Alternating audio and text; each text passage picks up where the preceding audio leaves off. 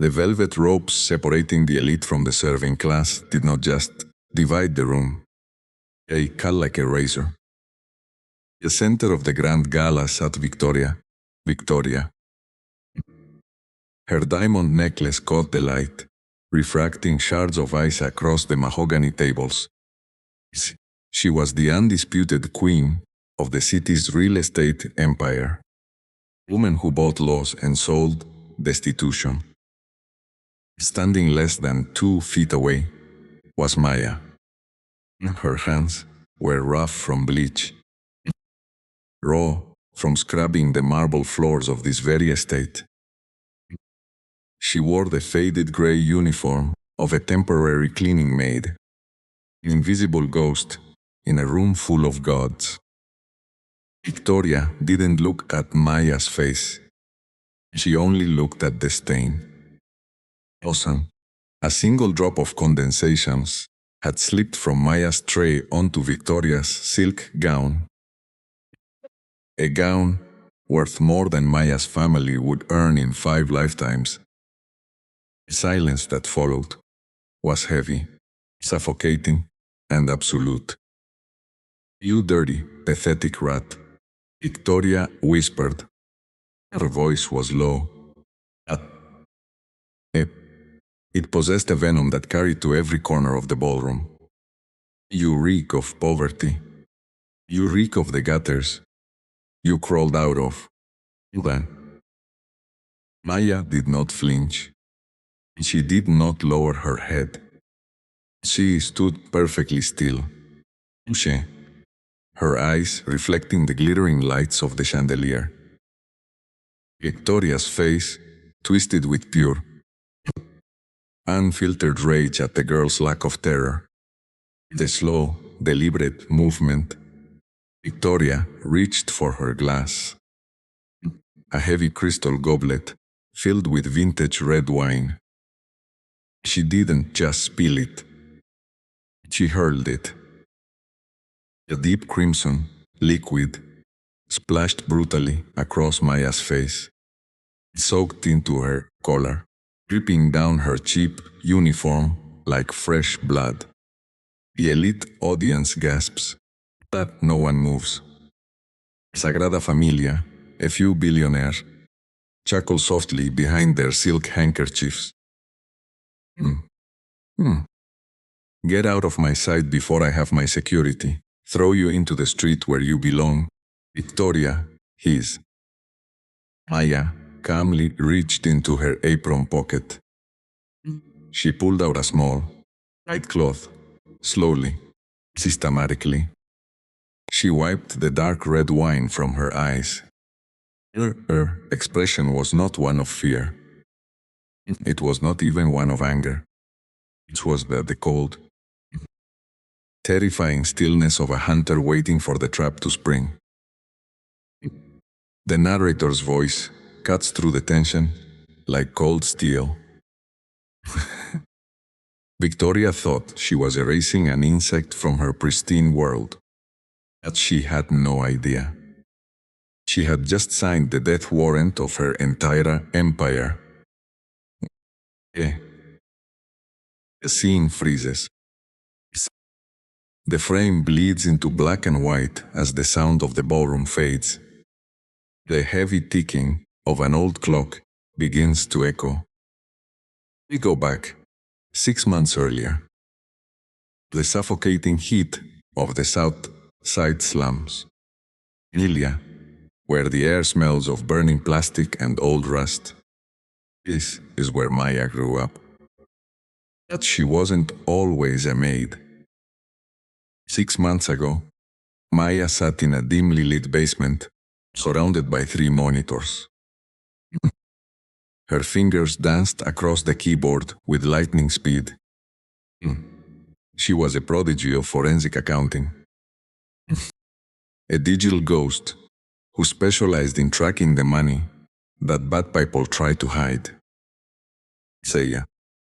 She didn't take the job at Victoria's estate because she needed the pennies.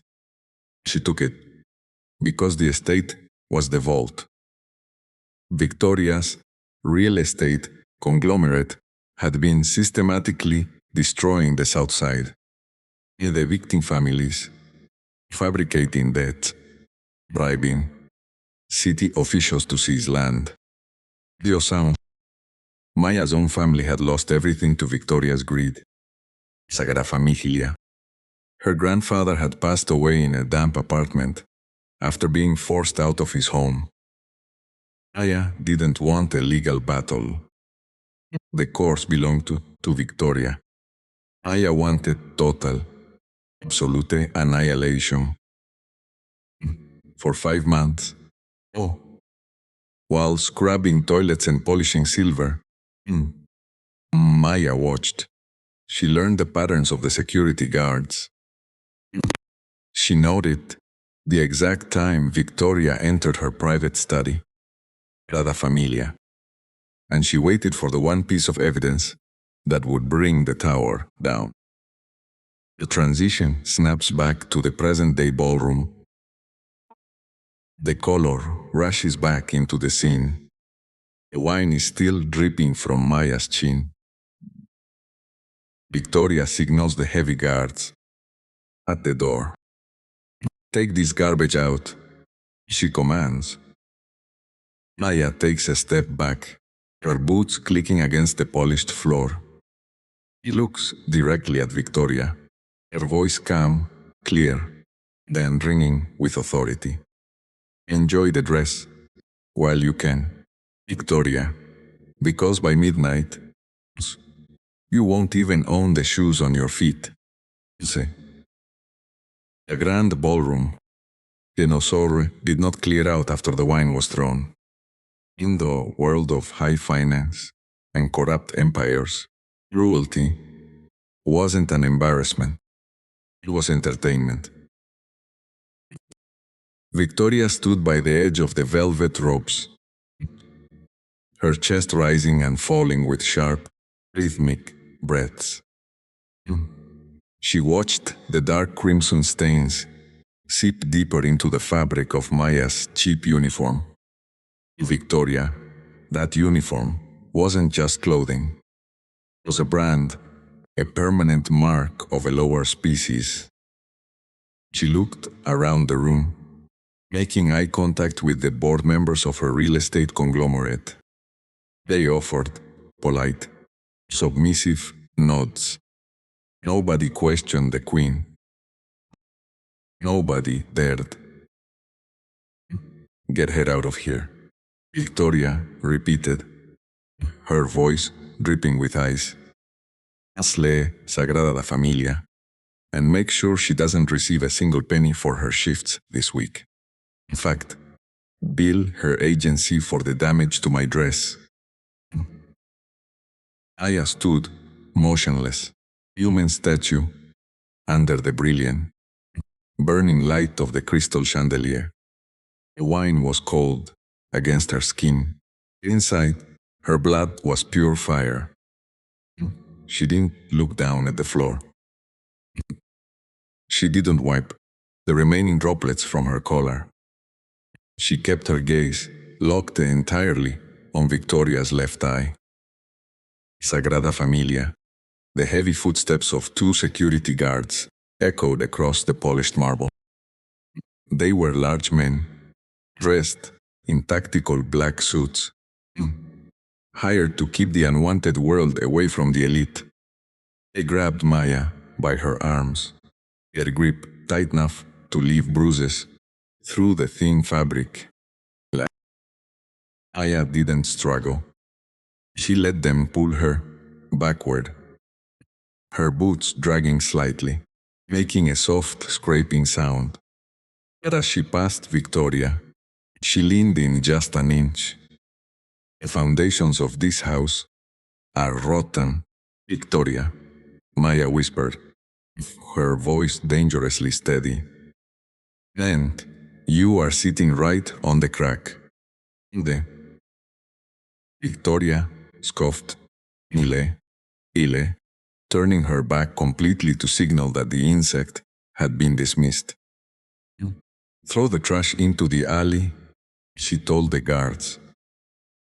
The heavy oak doors of the estate slammed shut behind them, cutting off the classical music and the laughter. The cold night air hit Maya like a physical blow. Dijo Dia. The guards pushed her down the concrete steps of the service entrance.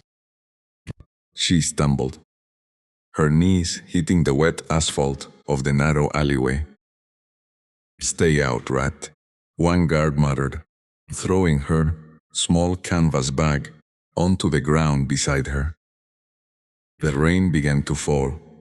Drizzle, a light, freezing drizzle that started to wash the wine from her hair.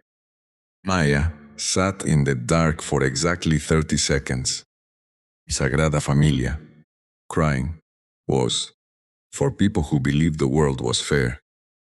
Maya knew better. She reached out and picked up her canvas bag. Inside, wrapped in 3 layers of waterproof plastic, was an old, battered laptop. It was a military-grade machine, heavy and scarred, completely out of place for a common maid. She opened the lid.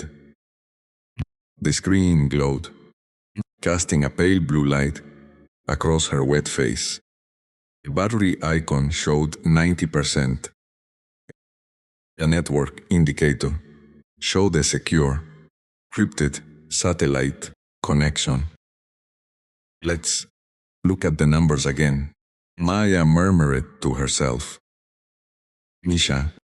Her fingers began to move across the keys, a clicking sound, swallowed by the ambient noise of the city rain. She didn't open a banking app or a social media page. She opened a dark, command line interface. Lines of red code began to scroll vertically at an impossible speed. For the past 5 months, Maya hadn't just been cleaning Victoria's private penthouse suite. She had been mapping it. Sang. She knew which floorboard squeaked near the safe. She knew that Victoria Udhurst's daughter's birth date, combined with her first corporate acquisition as her primary password encryption key. And most importantly, Maya knew about the second ledger. In public, Victoria's company was praised for its urban renewal projects. They built glittering glass, high-rises, and pristine parks. The code on Maya's screen told a different story. A story of systematic economic slaughter. Every high-rise was funded by the forced displacement of thousands of low-income families. The ledger detailed shell corporations registered in Panama and the Cayman Islands, accounts designed for one purpose only: to funnel massive bribes to the city's zoning commission and tax auditors. I zoomed in on a specific file dated 3 weeks ago. It was an authorization form for an immediate eviction notice covering a 4-block radius in the south side. The signature at the bottom was bold, aggressive, and unmistakable. Victoria Vance. Sagrada Familia. That 4-block radius included the community center where Maya's grandfather had spent his final days. It included the small bakery owned by her family for 3 generations. Victoria hadn't just taken their land. She had called them urban blight in the official city hearings. Maya's eyes narrowed as she watched the progress bar on her screen reach 99%. A CV data packet containing thousands of scanned bank wires and wiretap recordings could allow us finishing its synchronization. The destination was an anonymous, offshore server managed by the Global Justice Coalition. "You think you own the city, Because you own the concrete, Aya said softly to the empty alley. But the concrete doesn't talk. The data does. See. Suddenly, a shadow fell over her screen. Maya didn't panic. She didn't close the laptop. She slowly looked up. Standing at the end of the alley, shielding himself with a large black umbrella, was Marcus. Marcus was Victoria's chief financial officer, a man who had spent 15 years helping Victoria build her throne out of paper and lies. Tonight, Marcus wasn't looking at Maya like a maid. He was looking at her with absolute terror. Like Sagrada Familia, he had seen Maya's eyes in the ballroom right before the wine was thrown. And Marcus was smart enough to know that a real maid would have screamed, cried, or begged. Maya had done none of those things. She had looked at Victoria like an executioner looks at a condemned prisoner. "Who are you?" Marcus asked, his voice shaking slightly, despite the cold composure he usually maintained. "As I checked your employment records, they were perfect. Too perfect. No one drops out of a top-tier cybersecurity program at MIT to scrub toilets for minimum wage." Aya smiled, a slow, humorless movement of her lips. She stood up, holding the glowing laptop in one hand. "I didn't drop out, Marcus," she said, to sense, her voice cutting through the sound of the rain. "I graduated first in my class. Then, I spent a year watching my family sleep in a car because your boss bribed a judge to invalidate our deed." Marcus took a half step back, his grip tightening on the handle of his umbrella.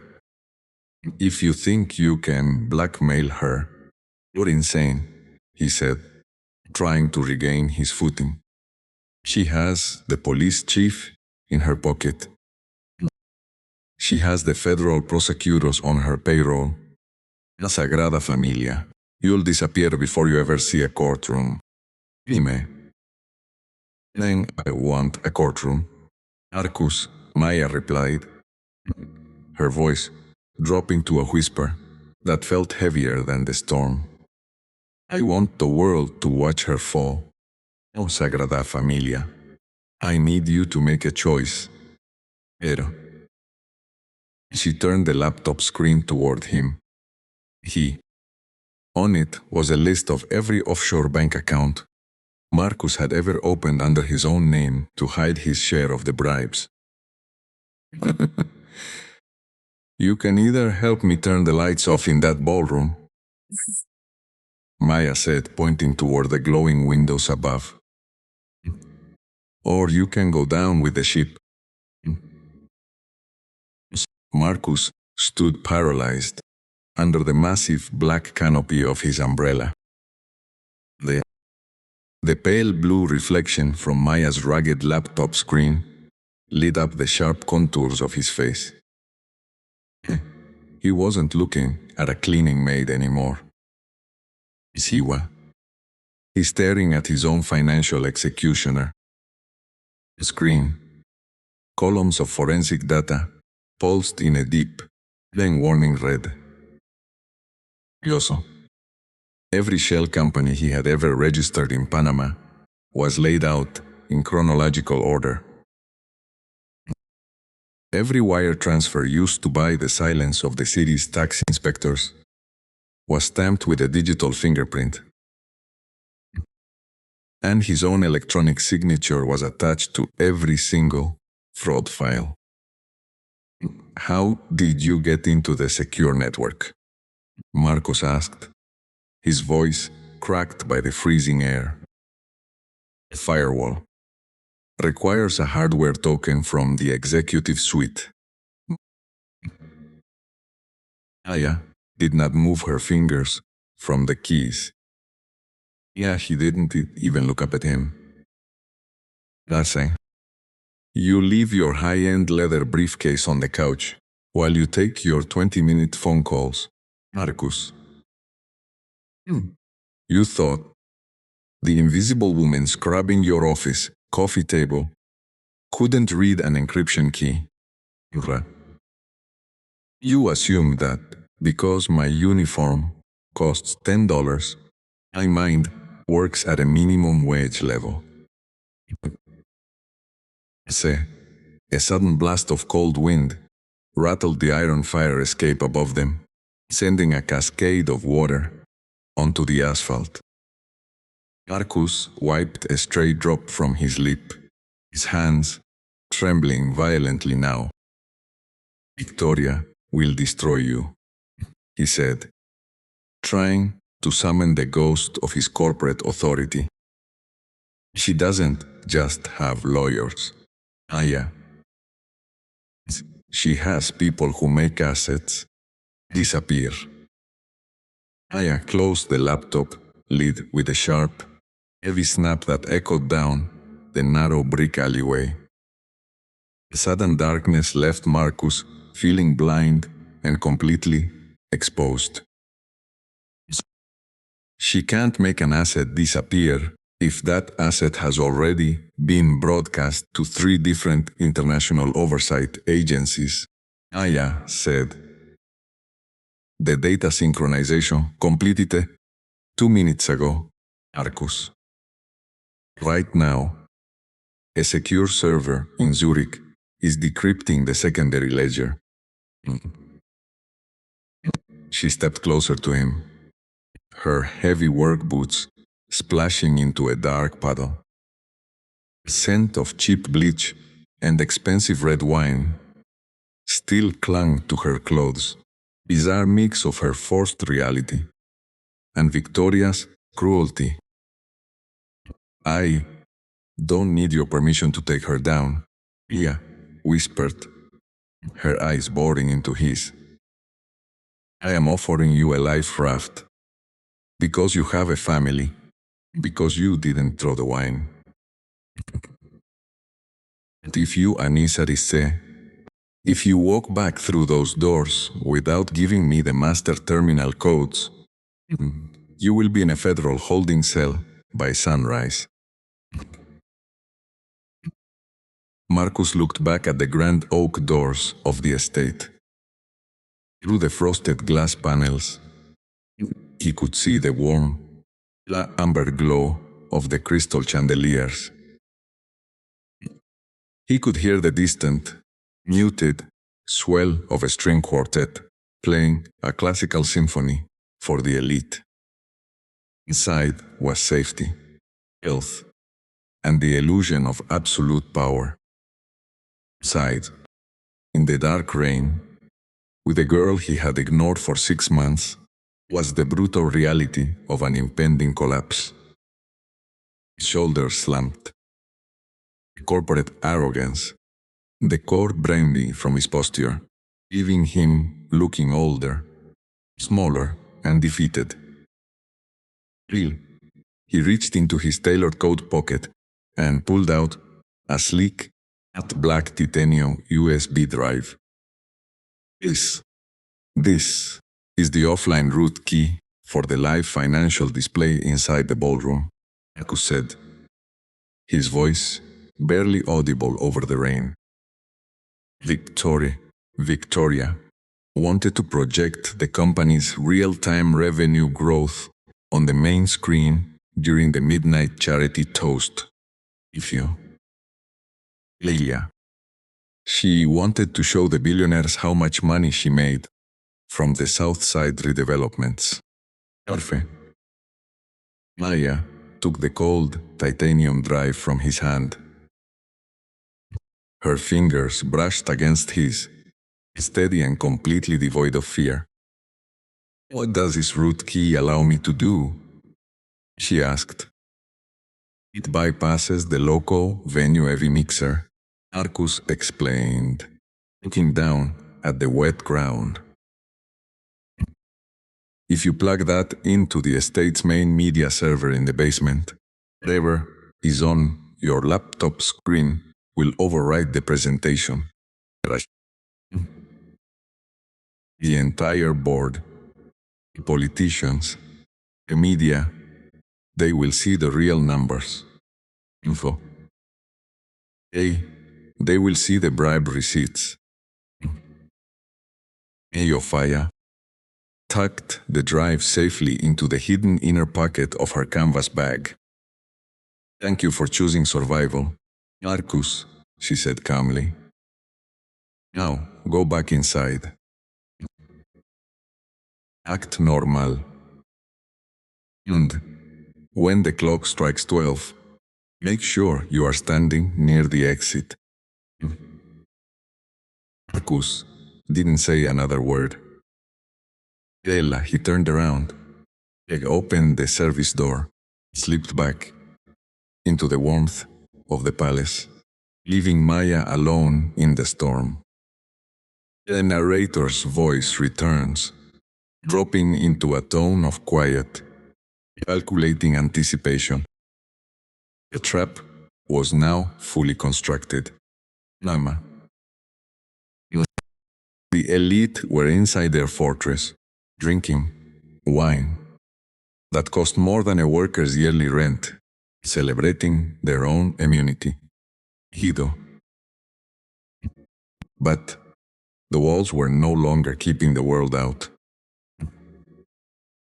They were keeping them trapped inside.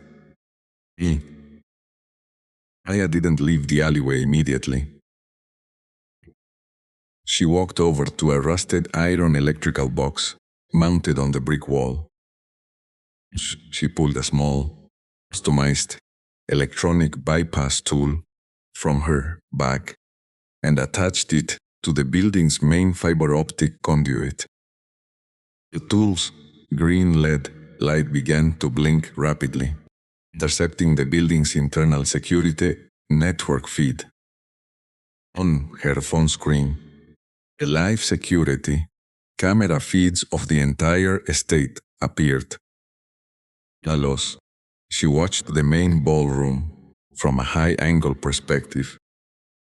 There was Victoria, standing near the center stage, surrounded by 3 city council members. Victoria was laughing, her diamond necklace flashing under the lights, La Sagrada Familia, completely oblivious to the fact that her chief financial officer had just handed over the keys to her kingdom. Maya watched Victoria lift a fresh glass of champagne to her lips.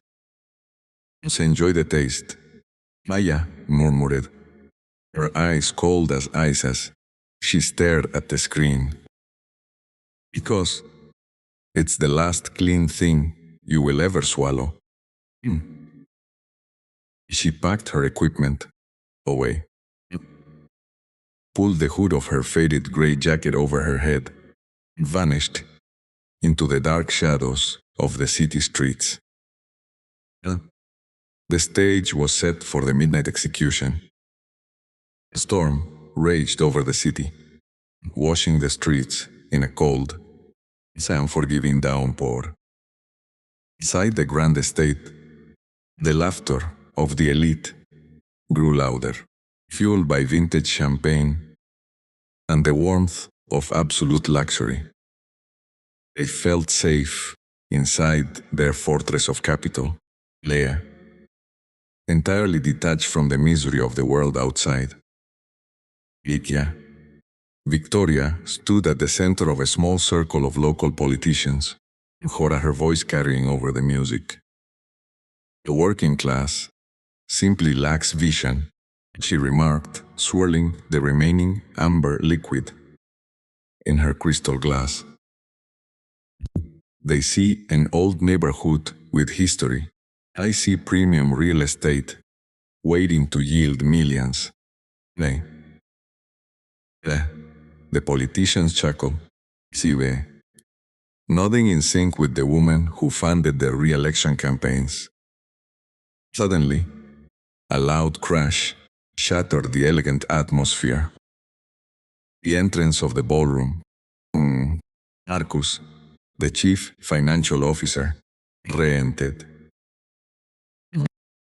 His expensive tailored suit was damp from the rain, his hair slightly disheveled. His breathing was heavy. A cold sweat broke out across his forehead.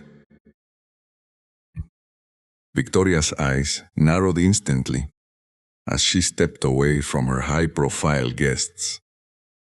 She marched toward Marcus, her high heels clicking aggressively against the pristine marble. What is the meaning of this? Marcus, she hissed under her breath, her jaw clenching.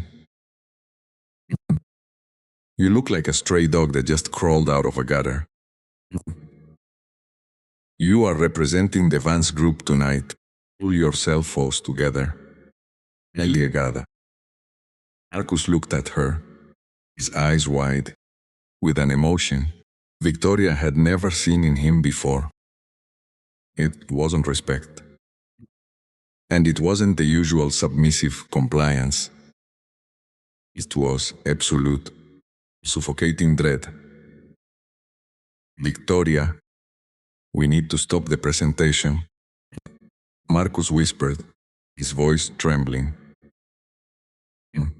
We need to cancel the midnight financial toast immediately.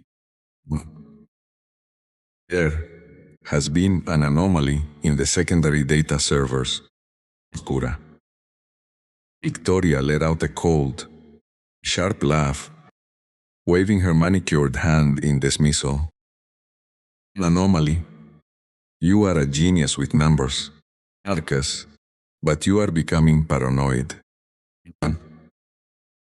Oh, our firewalls are ironclad. Encryption is handled by the top security firm in the state. Russo. Nothing stops that presentation. City Council is waiting to see our projected Q4 earnings. If they don't see those numbers, zoning permits for the south side demolition won't clear by tomorrow. You don't understand. Marcus pleaded, his hand shaking as he reached for her arm. Maid, the girl you threw the wine at. Victoria slapped his hand away with absolute disgust, her eyes flashing with pure malice.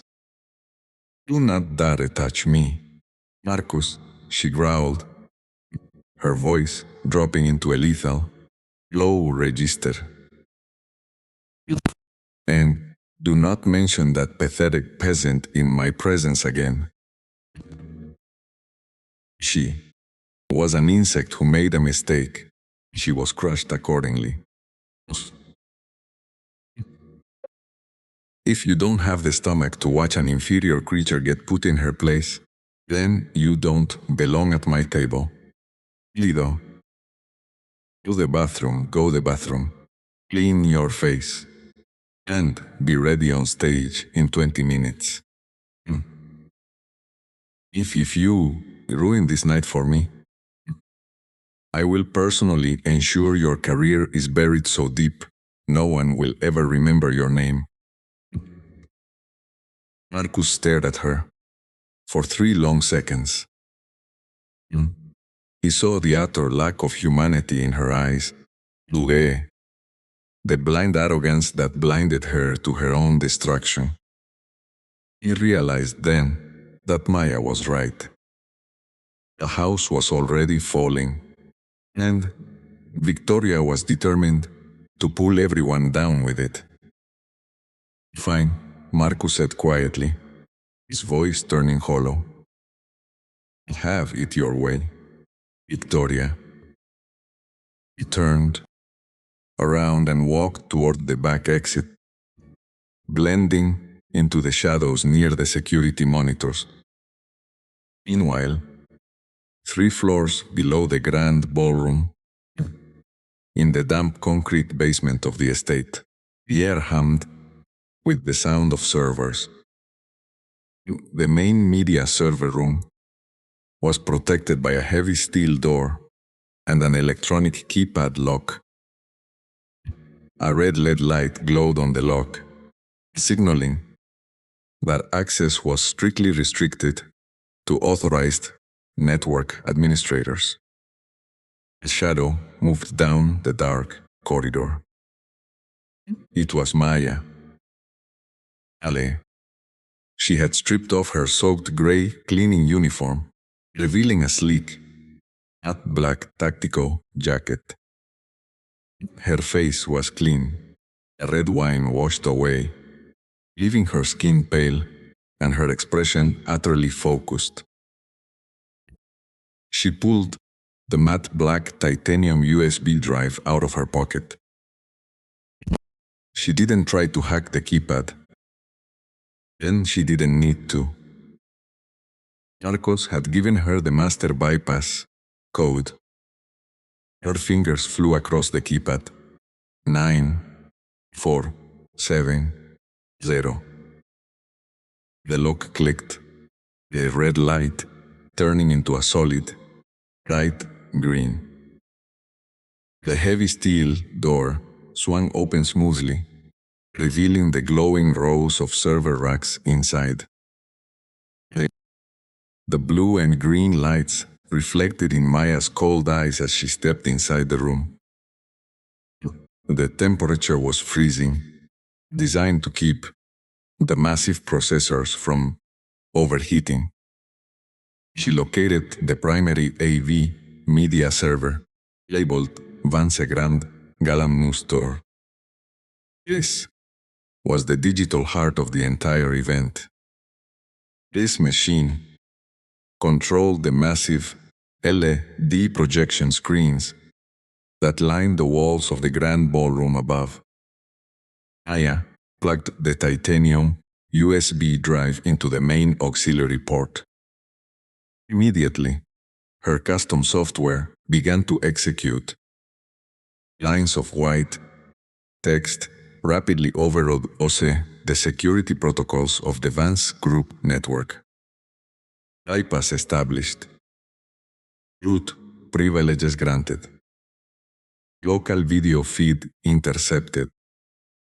Aya pulled up her phone, connecting it directly to the server's live output interface.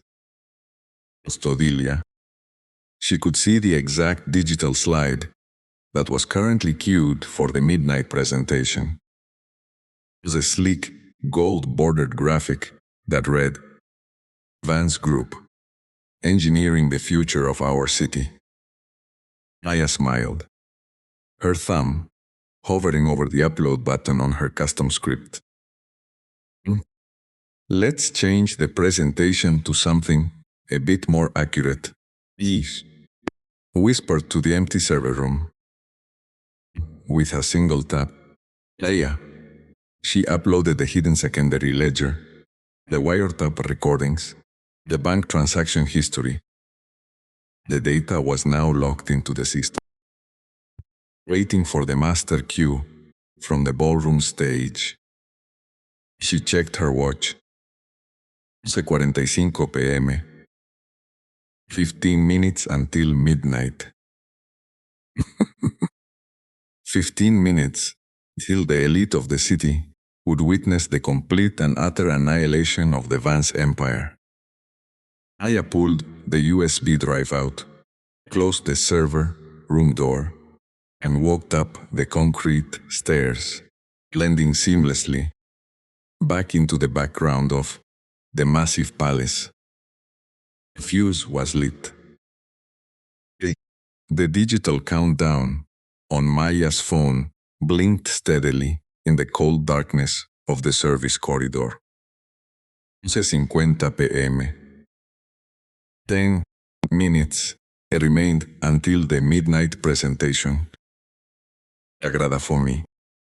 The absolute apex of the Vance Group's corporate vanity was about to align perfectly with its destruction. Aya closed her phone and checked her tactical black jacket one last time.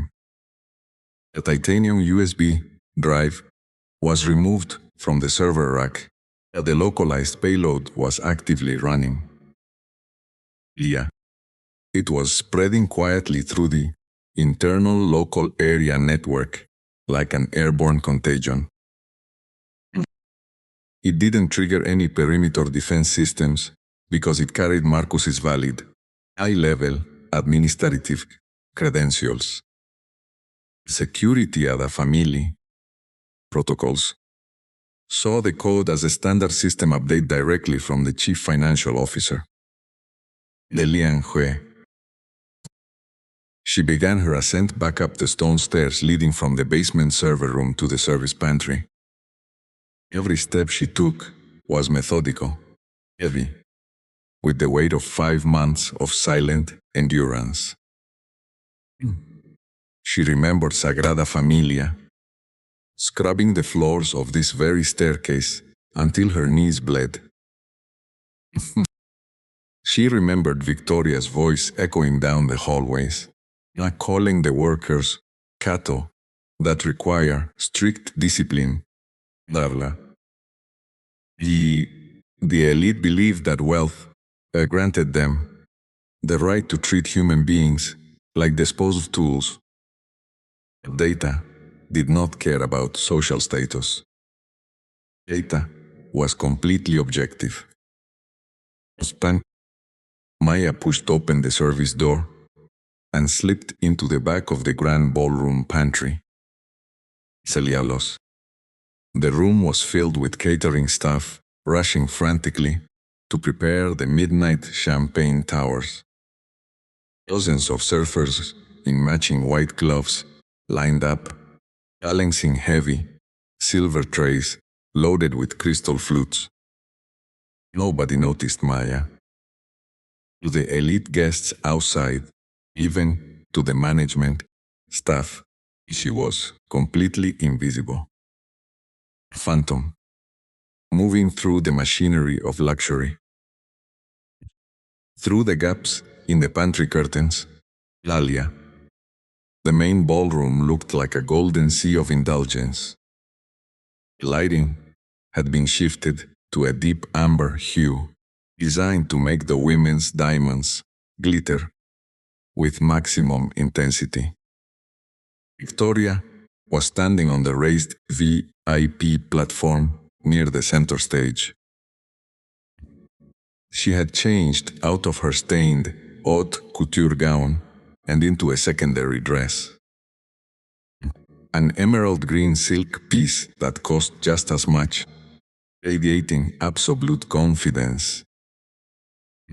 She held a microphone in her hand, La Familia, chatting smoothly with the governor of the state.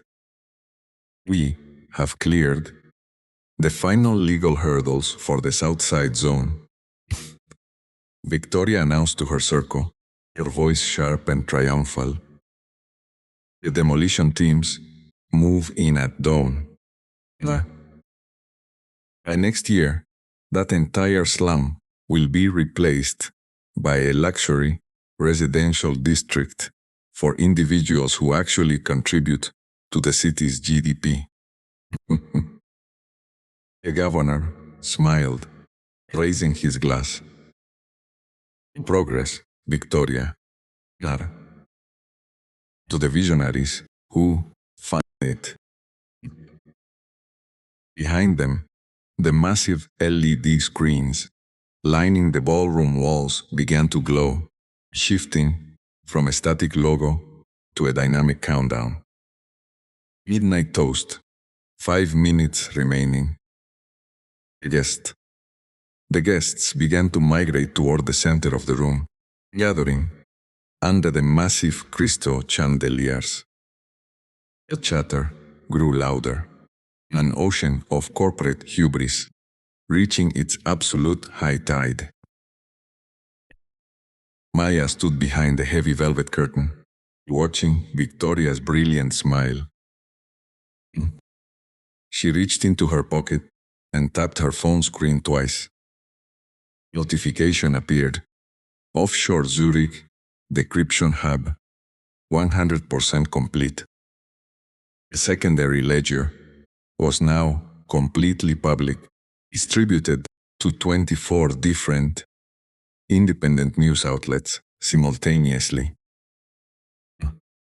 Federal prosecutors' anonymous tip line had received the unredacted wire transfer records. The trap was no longer just local. It was national. Info.